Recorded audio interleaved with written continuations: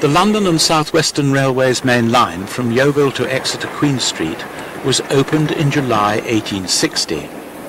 Over the next few years it saw the construction of several small branches built to serve the growing seaside resorts on the Dorset and Devon coast. By 1900 the railway map included such places as Exmouth, Budleigh Salterton, Sidmouth and Seaton.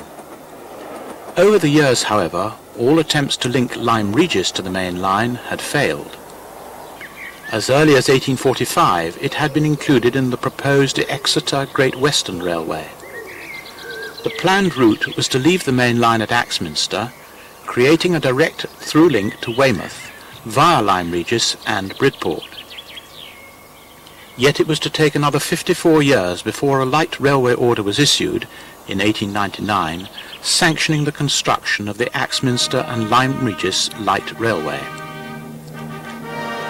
Following the original proposal, the branch was built diverging from the main line at Axminster and then climbing steadily through the area around Trill and Bullmore Cross before reaching the only intermediate station on the line at Combpyne. It then descended all the way to the terminus at Lyme Regis, passing over Cannington Viaduct and skirting the village of Uplyme on the way. The opening took the form of the usual ceremony, which was held on the 24th of August 1903.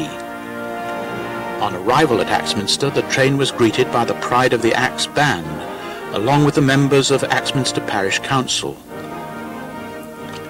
After refreshment, the whole ensemble travelled back to Lyme Regis to be greeted by the Lyme Artillery Band before the official luncheon, held at the Royal Lion Hotel. Once open, the railway quickly settled into an existence that was hardly to alter for the next 60 years. The terminus at Lyme Regis consisted of a small single-storey wooden building situated some 249 feet above sea level, at the junction of Uplyme Road and Clappentale Lane, whilst a small goods shed and yard were provided for the local traders. The major engineering feat on the line was Cannington Viaduct. The structure is one of the earliest examples of concrete construction in the south of England. Its 10 graceful arches stride across the Cannington Valley for 203 yards, and at its tallest point it is some 93 feet above the floor of the valley. Unfortunately, the large embankment and pier number 1 at the viaduct's west end subsided shortly after construction, and a brick jack arch had to be inserted, so upsetting the viaduct's pleasing lines. The company employed a watchman to keep an eye out for further evidence of subsidence, which fortunately never occurred. The viaduct still stands in silent testimony to the navvies who built the line. Such a steeply graded route, coupled with the sharp curves, gave the motive power department of the London and South Western a very difficult problem to solve. With a limited axle weight of just 12 tons, the South Western decided to buy 2 A1 Terrier-class locomotives from the London, Brighton and South Coast Railway. These two engines worked the line for nearly 4 years. Remarkably, some 90 years later, number 734 still survives as number 8 Freshwater and can be found hard at work on the present Isle of Wight Steam Railway.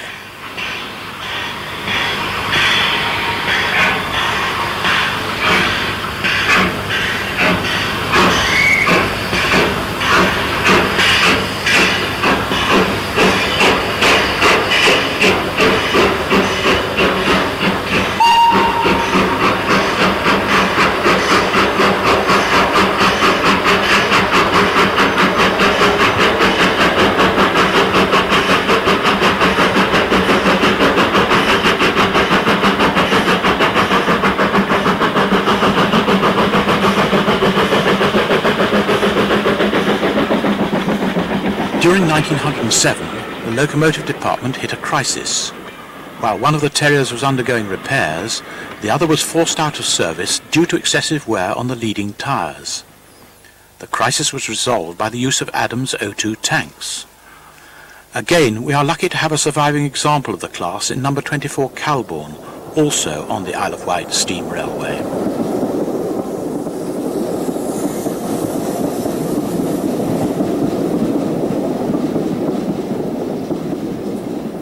Although used on the branch for the next 6 years, the O2s were not a success, and in 1913 2 Adams radial tanks were transferred here for the first time.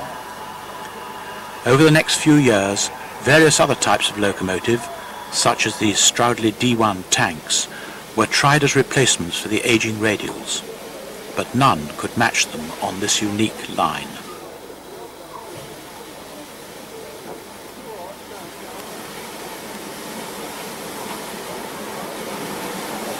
By 1946, the 2 radials in use were due for heavy overhaul, and again a motive power crisis loomed on the horizon. The Southern Railway found that the only other radial tank in existence was on the East Kent Railway. Purchased for £800, she was quickly overhauled at Eastleigh before moving to her new home in August 1946.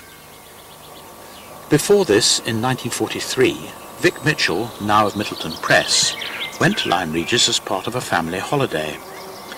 Luckily, his father agreed to use his last piece of cinefilm on the railway. He captured some of the marvellous old characters who worked it, such as Guard Thomas Edworthy. Here Vic recalls the family holiday and the great impression the line made on him as a young boy. Well, my father had saved one cinefilm from before the war to expose on a family holiday. And it was May 1943 that he found that at Lyme Regis there was a beach without any mines or barbed wire on it. And so he took us down there for our family holiday. Well, I fell in love with this little Adams radial tank the day we arrived. I wasn't at all interested in going on the beach. Don't think in his heart of hearts he was either, so we spent the entire holiday on the branch line, mostly on the footplate, and he used his last film up on the railway instead of sandcastles, fortunately. This is how we've retained this record of the most impressive railway experience of my life to that date. I think it's probably very early I caught the steam disease.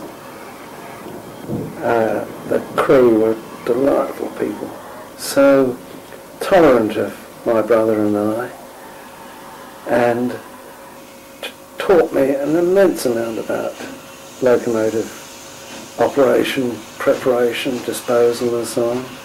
You'll notice that the crew are very elderly because the younger men had gone to war at that stage, and my dear mother sat on the platform most of the holiday knitting, I think. But here we are, we learned about cleaning out the smoke box and coaling up, lubrication, all the everyday aspects of locomotive work. The little engine shed was in the background there, and there was a good shed carrying everything the town needed because there was fuel rationing and very little road transport at that time. And so the railway was a real lifeline for this little coastal town of Lyme Regis. The signal box wasn't manned all the time, just as the trains were coming and going. And we really had a marvellous time. Every aspect of the work was meticulously explained by Mr. Bird, who then corresponded with me for years afterwards, and eventually died. But he was a most helpful man. We went backwards and forwards the whole week.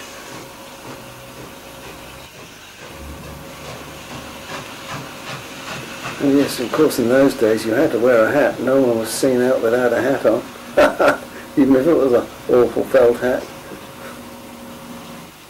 Although the major disadvantage of the station at Lyme was the steep climb from the seafront, it did enable those passengers with enough breath left to enjoy the spectacular views to the east, from the great fossil-bearing cliff of Black Ven across Golden Cap to the distant views of Chesil Beach and Portland Bill. Not only was the railway a lifeline for local traders, it also enabled children living in the outlying districts to attend Lyme Regis Grammar School. In its latter years, the branch was worked by two sets of loco crews. Driver Tom Woodman and fireman Terry Guppy formed one shift, while the other was manned by driver George Johns and fireman Grenville Morgan. I was a cleaner, I was then, and then there were bed coaches.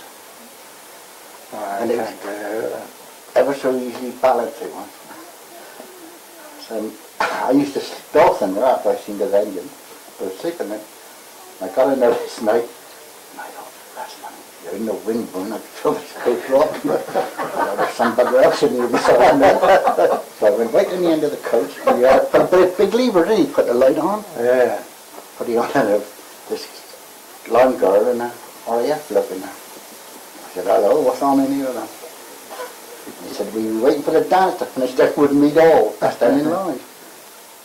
I said, what time did that finish? He said, 1 o'clock. I said, well, it's 3 o'clock. I often used to see that girl after. Colour up when her saw me. That was in the days when you were a fireman, all on your own. They used to go on at night, and then in the morning the other pair would come on. You worked 10 to 6, 10 at night to 6 in the morning. That's when you were a cleaner. Tom tell you he was always late in the mornings. Who, Tom? Devil in the morning, Tom was. Never liked the mornings. That was the only wonderful man, but he didn't like the mornings. So we used to have to give him a phone call usually, get him up. I think it was just out of 5 we had to be down there. And as I say, Tom didn't like that. I think the first train out was used to go out light engine. First thing. And then you go to Axminster do some shunting and come back, bring any goods back in. So go in and take over from the cleaner and get everything ready for Tom, who'd be there about 10 to 6. He was late.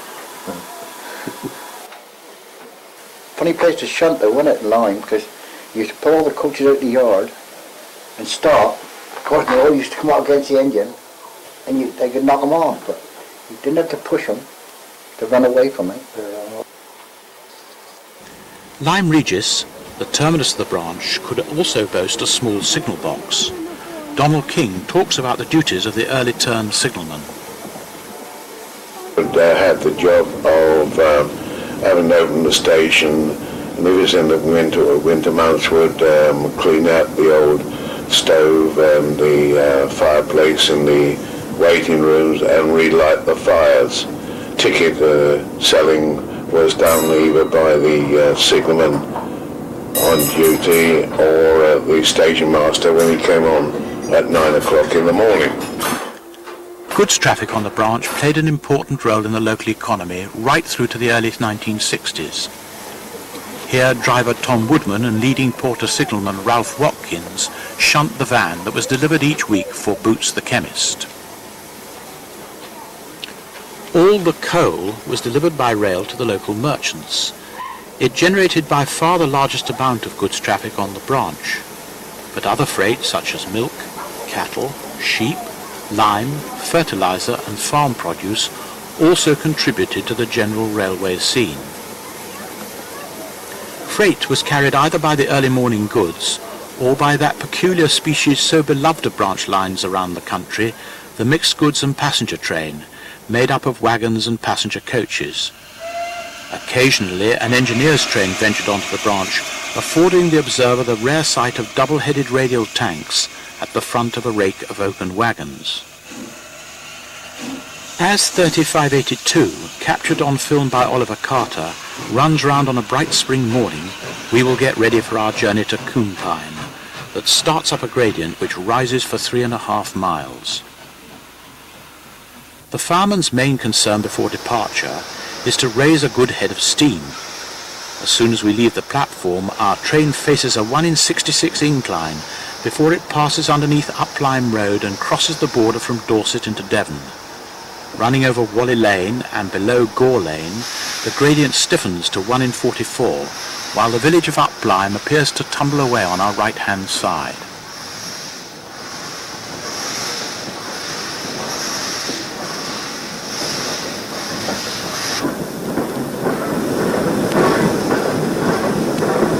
As As the line curves around the side of the valley, the gradient eases and Cannington Viaduct comes into view, with the small hamlet of Holcombe and Cannington Farm away to our right.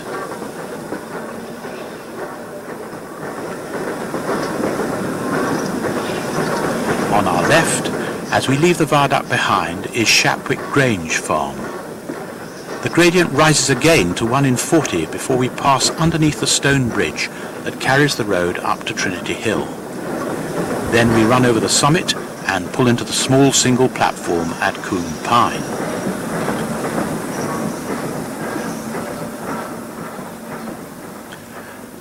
Combpyne was the only intermediate station on the route and opened with the branch in 1903. Originally, it was equipped with an island platform and a 14-lever signal box. Like the up loop, the box saw little use, and both facilities were withdrawn in 1930. The Southern Railway rebuilt the remaining platform face, but the old up platform became a gently sloping bank, and the loop line a siding for the camping coach. Brothers Len and Ken Enticott both worked at Combpyne, and here describe what life was like at this lonely outpost. You had to do the lamps, you know, put lamps outside, because one don't let you know they get all lamps outside. Milk churns, get the milk churns, you know, they big milk churns in those days. In the little yard there for shunting, you could get cattle and all that there. During the summer, it is difficult to imagine how severe weather can engulf the line's formation. Terry Guppy recalls the winter of 1963. We wouldn't have got as far as Argyll. We just wouldn't go to more. Train stopped, absolutely. Tom would jump out and see how deep it is. I jumped out and went right down in the snow to put me out. Tom was saying, do you think you can shovel it away? It's too deep. So we had to drop the engine back in Axminster. We couldn't get through. Shut the fire out and leave now. I think there was a fortnight digging the track out, so you can tell you how deep the snow was. That's at the time. I said, you think I was going to ever dig out with my little shovel? Mike Clements started his railway career as a junior porter at Combpyne in 1961. There was no running water. There was no electric light. It was in the middle of nowhere, and all water came by churn from Lyme Regis. We were quite busy with a camping coach. There was very, very few weeks it wasn't full. People don't think about it now, but you have to change everything. Every time somebody came in or somebody went out, it was like a bed and breakfast place, really. You had to change all the bedding, all the sheets. We used to have a big hamper basket, and all this used to be taken out, all packed in this hamper basket, and you used to send it on the train to Axminster laundry. All out of school at Roosden, when they used to break up, especially in the summer, there was all hell let loose up by then. I mean, you used to get, there was a Mr. Webber, George Webber, used to drive a big pickup. He used to bring all the cases, trunks, bicycles, you name it, we had it. But that was the highlight of the year, the summer holidays. That was Combpyne's busy moment. There was a farmer between Axminster and Combpyne was feeding stock. He had a tractor, trailer, and some mangles on the back of the wagon. The tractor jumped out of gear and careered off. The farmer jumped off. The tractor went through the wire, down over the embankment.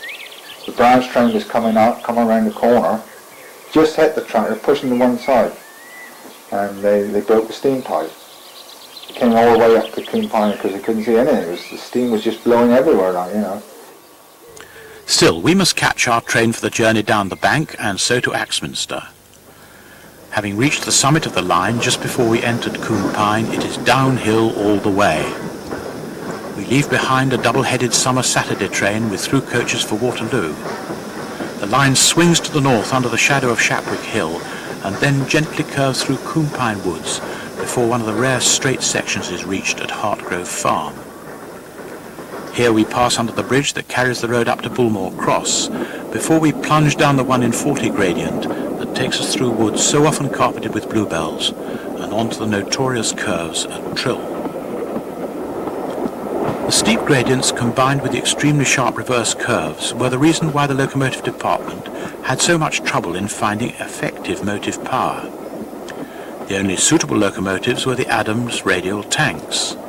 These ancient machines worked the branch for nearly 50 years. Once past Trill, we crossed the Axminster to Seaton Road at Abbey Gate before swinging over the main line and curving sharply into the bay platform on the upside of Axminster Station. Although coal and water for the locomotives were available at Lyme, the crews preferred the facilities at Axminster. The view from the end of the bay platform could have been obtained by a cameraman at any time over the previous 40 years. That shows how little the railway scene changed during that time. Due to the restricted layout, the coaches for the branch service were usually left at the country end of the platform and a fair way from the small waiting shelter.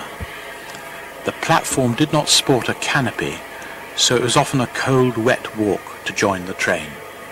Toward the end of their careers, the radial tanks began to show their age, as driver Tom Woodman recalls. We lost the wheel on Axminster once. The radial wheel came off, snapped right off. I said to my mate, you run the train around. I'll stay here. I was talking to Purdy. I was at number, the driver had been next to her. And he went around, just went round the coach, and with the same, he bump, bump, bump. The wheel was off. That was the end of that for the day. As Dick Summers drops down from the footplate of 3582, the crew start to get her ready for yet another trip down the branch. Saturday was the busiest day of the week for the branch. On that day, the engine that had been on duty for the previous week returned to the shed for a boiler washout and routine maintenance. A spare locomotive would come out from Exmouth Junction shed to take its place. In the summer months, it became necessary to use both locomotives on the Saturday to double-head the heavy holiday trains with their through coaches from Waterloo. Even the Lyme Regis signalman helped out on summer Saturdays, as Donald King recalls. The second signalman, or the late turn signalman, would come on early, and his job was to come into Axminster itself and to join these three coaches, and his job was to take down all the Lyme Regis labels were put on the windows of these three coaches and collect all the tickets, save the problem in Lyme Regis on a Saturday, and also he would place new towels and soap in the toilets. Both Len and Ken Endicott can remember the through coaches being picked up from the down platform by the branch engine. The train will come down from London in the morning. Stop at Axminster, take the coach off, line train will come in, uncouple, line buddy. Then the line buddy come across and pick the coach up, see? Then join with his other coach, and then off the line.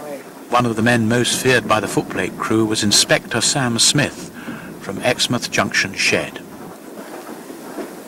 He's a bugger, wasn't he? Cool. If you see me coming towards you, you started to shake. I couldn't get on with him. This old rail tank, and he wouldn't steam going in. And coming back, he was worse. When he got an accident, or Sam Smith flipped up to me, he said, "Call yourself a bloody fireman?"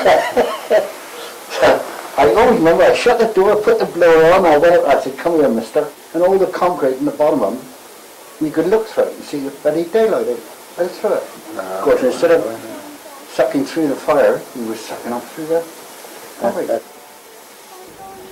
As the 1950s drew to a close, it became increasingly obvious that a replacement for the radial tanks would have to be found. Great Western auto tanks were given a brief and unsuccessful trial in 1958, before Ivot 2MT tanks at last provided the answer as the result of trials in 1960. Mike Clement dutifully recorded the day in February 1961 when the Ivot tanks took over all duties on the branch. Although the locomotives continued to be changed over on Saturday, the Ivot tanks were powerful enough to do the job on their own, and as we can see from the contented look on Tom Woodman's face, the engine crews certainly found they provided an improvement in working conditions, as well as locomotive performance. Sadly, the radial tanks disappeared to Eastleigh for disposal, though life continued on the branch much as it had done for the previous 58 years. Our next piece of cinefilm comes from the collection of Stanley Peerless. It records not only the last years of steam on the branch, but contains some marvellous views of Lyme Regis, including Broad Street and the Cobb. Axminster Station, designed by Sir William Tite, was opened with the main line in July 1860. We can see that over 100 years later, little apart from the bus, post van and telephone box had changed. Standing on the branch platform, we catch a brief glimpse of the signal box before a merchant navy glides in Exeter bound. In the bay platform, the branch train has just arrived with George Johns in charge and Grenville Morgan as his fireman.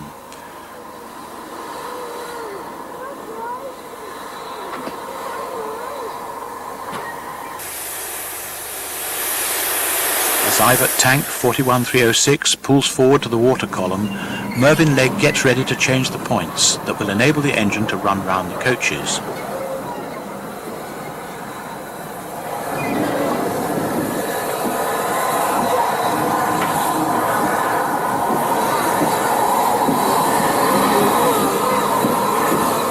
While George backs the loco down onto the train, Grenville gets ready to couple up the coaches, in preparation for the next trip along the branch.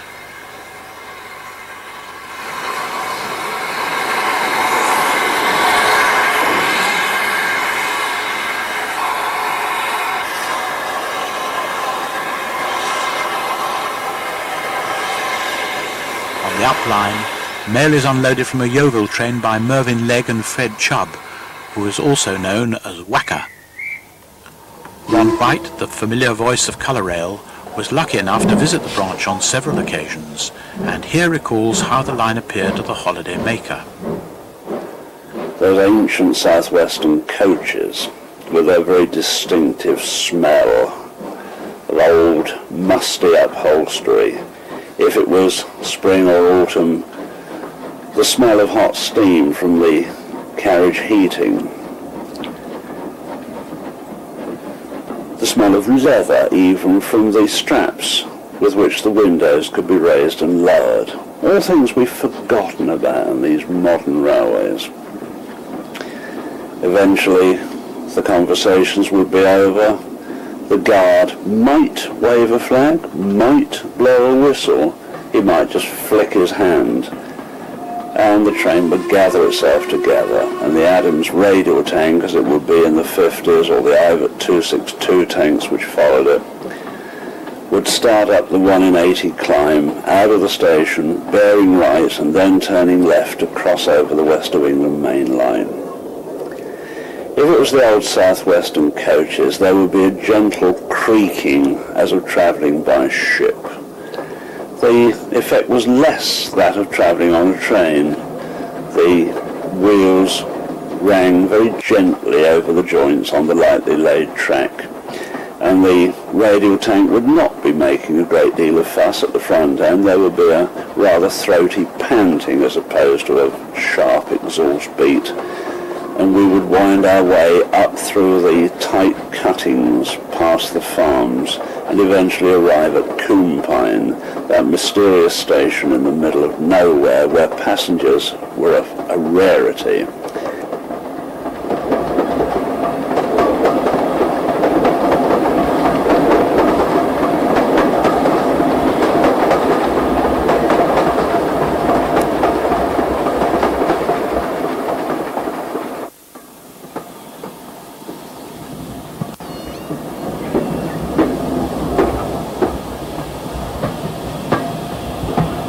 As the train arrives, junior porters Mike Clements and Nobby Perry get ready for any passengers that may alight, whilst Linda, Marie and Philip Fowler play in the goods yard.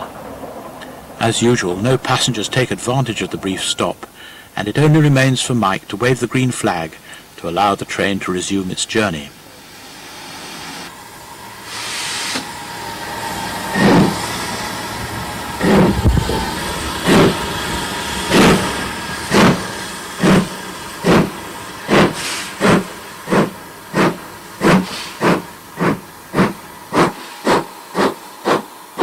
was advisable to sit on the right-hand side, going from Axminster to Lyme Regis, to come down the side of the valley and see Cannington Viaduct stretching across, grey stone with a white concrete jack arch under the third arch from the north end, where the embankment had subsided and provided that rare experience of diving downhill, Ranham Bend, and suddenly an absolutely visible hump at the end of the viaduct, where we hop up over the jack arch and then continue the climb across the valley, bearing left round the shoulder on the far side, turning right again, and seeing Lyme Regis in the distance.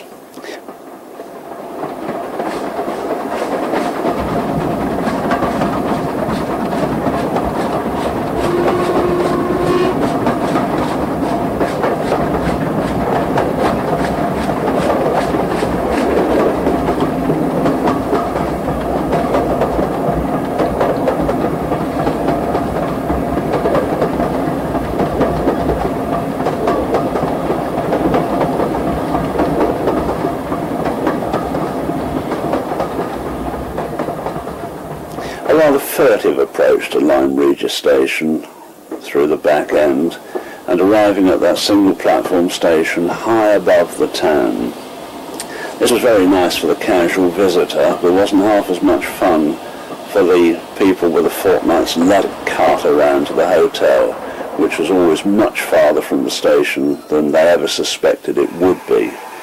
It wasn't too bad on arrival, going down the hill, but 2 Saturdays later, slogging back up the steep high street to the station was rather less enjoyable.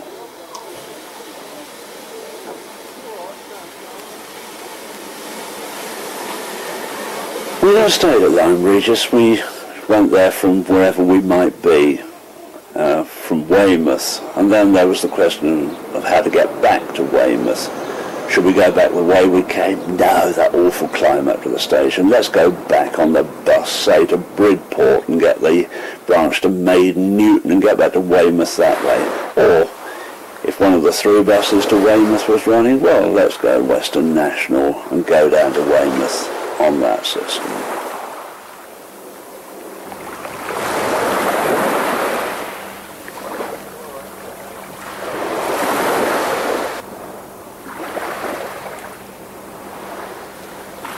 Although unknown to many at the time, the storm clouds were gathering on the horizon.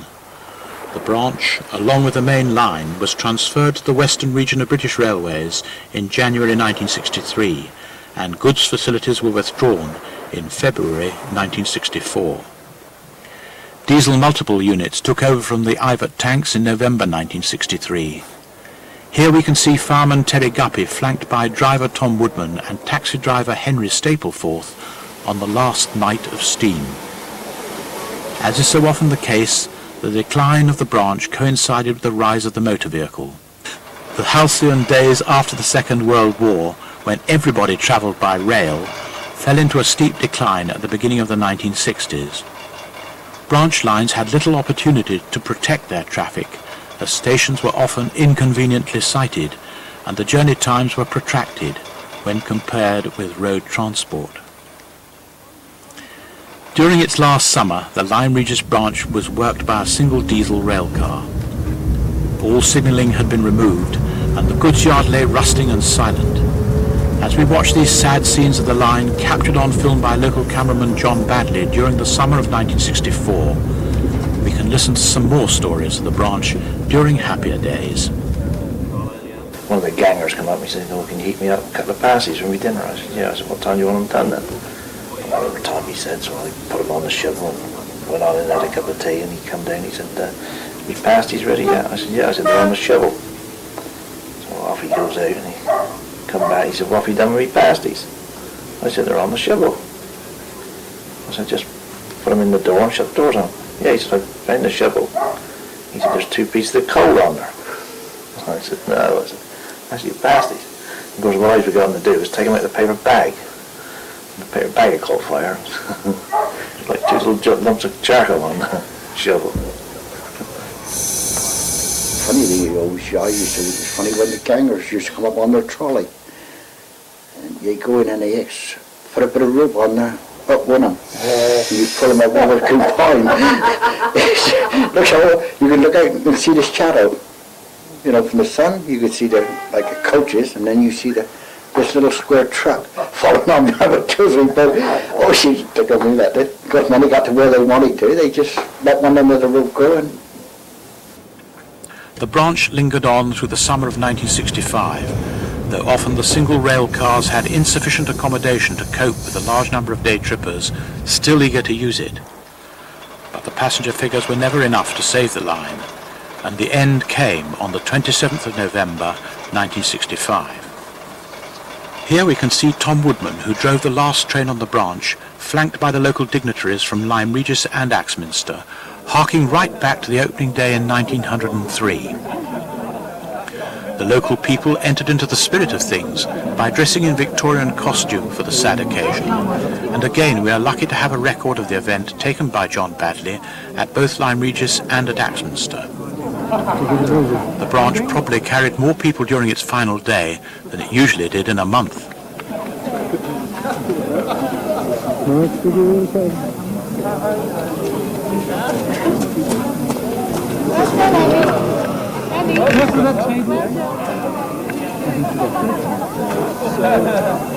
The final train departed Lyme Regis at 19:10 on the Saturday evening, calling at Combpyne at 19:17 and arriving at Axminster at 19:28. After 62 years, the Axminster and